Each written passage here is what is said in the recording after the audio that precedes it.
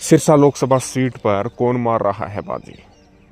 सिरसा का सियासी समीकरण बता रहे हैं। सिरसा लोकसभा सीट के अंतर्गत आने वाली विभिन्न विधानसभा सीटों पर किस सीट पर कौन सा प्रत्याशी आगे है।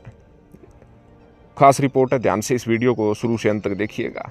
लेकिन उससे पहले आप कमेंट करके ज़रूर बताइएगा कि आपको क्या लगता है, सिरसा सीट से कौन बाजी मारेगा, कौन जीतेगा।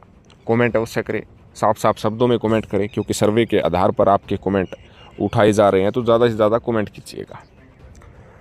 सबसे पहले आपको सिरसा संसदीय जो सीट आरक्षित है उसका जातीय वोट बैंक बता देते हैं, जिसमें अनुसूचित जाति के करीब 8,13,000 वोट है। वहीं जाट समुदाय के 3,58,000 वोट है। जट सिख के 1,90,000 वोट है। पंजाबी समुदाय के 1,15,000 वोट है। बनिया समुदाय के 90,000 वोट है। कंबोज के 90,000 वोट है। ब्राह्मण के 61,000 वोट है। विश्नोई के 48,000 वोट है। पिछड़ा वर्ग जो जिसमें कुमार, सैनी और कह सकते हैं कि गुज्जर, खाती, सुनार काफ़ी शामिल होती हैं, तो उनकी संख्या 1,41,000 है। अन्य जिसमें मुस्लिम है, क्रिश्चियन है, जैन है, बौद्ध हैं, इन सब को मिलाकर 18,000 है। यानी अनुसूचित जाति का वोट बैंक बहुत ज़्यादा है और जाट समुदाय का वोट बैंक भी यहाँ पर बहुत अच्छा है। तो जीत का फासला सबसे ज़्यादा ये जो है रखेंगे। अब आपको बता दें कि सिरसा में जो डेरा वोट बैंक होता है वो निर्णायक होता है। सिरसा में डेरा सच्चा सौदा, डेरा जगमाल वाली, डेरा भूषण शाह, डेरा सच्चा सौदा का वोटर कहीं ना कहीं महत्वपूर्ण भूमिका निभाते हैं, जहां डेरे की पॉलिटिकल विंग वोट करने का आदेश देती है। हालांकि अभी तक डेरे की ओर से समर्थकों के पास अभी तक तो कोई आदेश नहीं आया है, लेकिन ऐन वक्त पर जब आदेश आएगा तो कहीं ना कहीं जो डेरा के समर्थक होते हैं वो अंतिम पलों में उनको जैसे आदेश आता है तो वोटिंग करते हैं। उसके साथ साथ आपको ये बता देते हैं कि जिन सिरसा लोकसभा सीट के अंतर्गत 9 विधानसभा सीटें आती हैं। विधानसभा वाइज यदि हम बात करें तो सिरसा जो विधानसभा है वहाँ पर एक तरफा मुकाबला नहीं दिख रहा है। कांग्रेस और बीजेपी के बीच में टक्कर है। यानी सिरसा विधानसभा सीट पर कांग्रेस और बीजेपी के बीच टक्कर है। लीड कौन लेगा ये अभी स्पष्ट नहीं हुआ है। हालांकि आपको बता दें कि सिरसा लोकसभा सीट से ये कन्फर्म है कि कांग्रेस और बीजेपी के बीच मुकाबला है।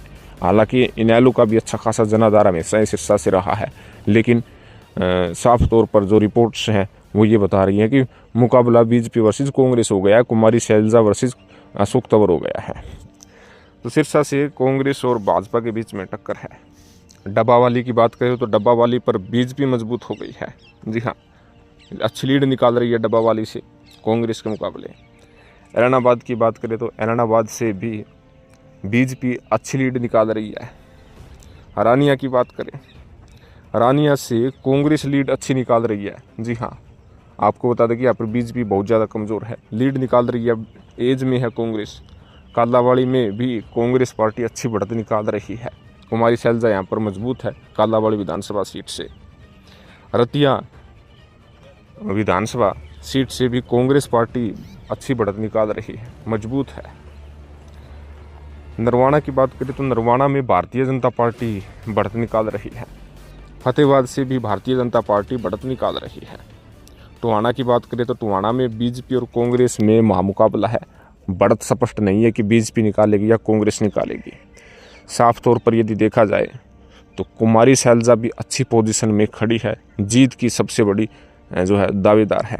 हालांकि अशोक तंवर को काफ़ी परेशानी का सामना करना पड़ा, लेकिन अशोक तंवर डब्बावाली, ऐलनाबाद, फतेहाबाद और नरवाना के सहारे जीत का दावा ठोक रहे हैं।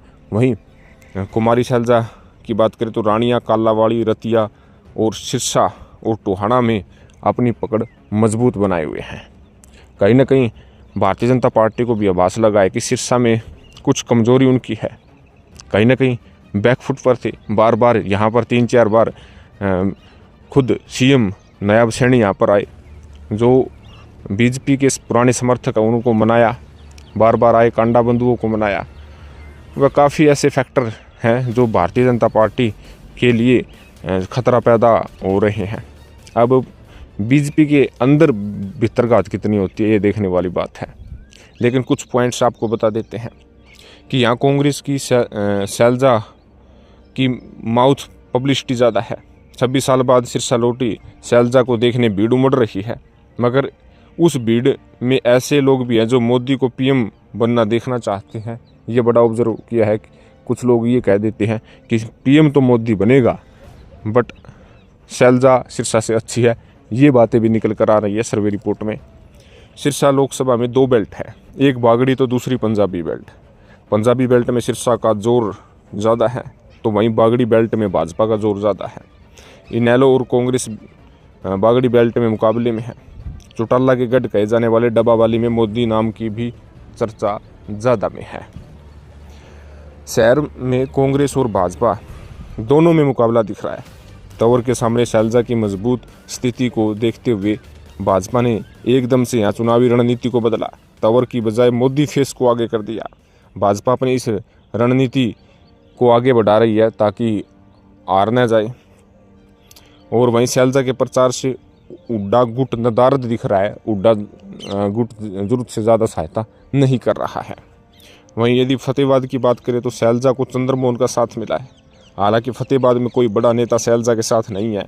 वहीं बीजेपी कैंडिडेट को राज्यसभा सांसद सुभाष बराड़ा, रतिया के विधायक लक्ष्मण नापा और फतेहाबाद में दूड़ाराम जैसे नेताओं का साथ मिला है। तो कुल मिलाकर ये जो सिरसा सीट है पेच में फंसी हुई है।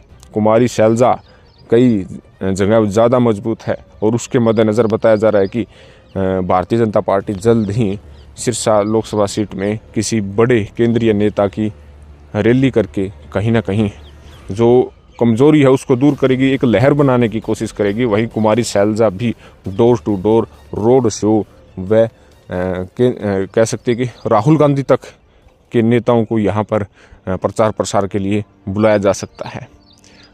सिरसा सीट कांग्रेस पार्टी के लिए अच्छा परफॉर्मेंस लेकर आ सकती है। कांग्रेस के लिए जीत का एक अच्छा अवसर है अगर कांग्रेस पार्टी एक होकर एक साथ मिलकर सिरसा सीट पर चुनाव लड़ती है। यदि गुटबाजी भितरघात नहीं होता है तो कुमारी शैलजा यहाँ पर जीत के 101% दावेदार है, और भारतीय जनता पार्टी जो है कांग्रेस की इन कमजोरियों को फायदे के तौर पर देख रही है और उसके मद्देनज़र बार बार अपनी रणनीति में बदलाव भी कर रही है। तो आपका इस विषय में क्या कहना है? कमेंट जरूर करें, चैनल को जरूर सब्सक्राइब करें। धन्यवाद।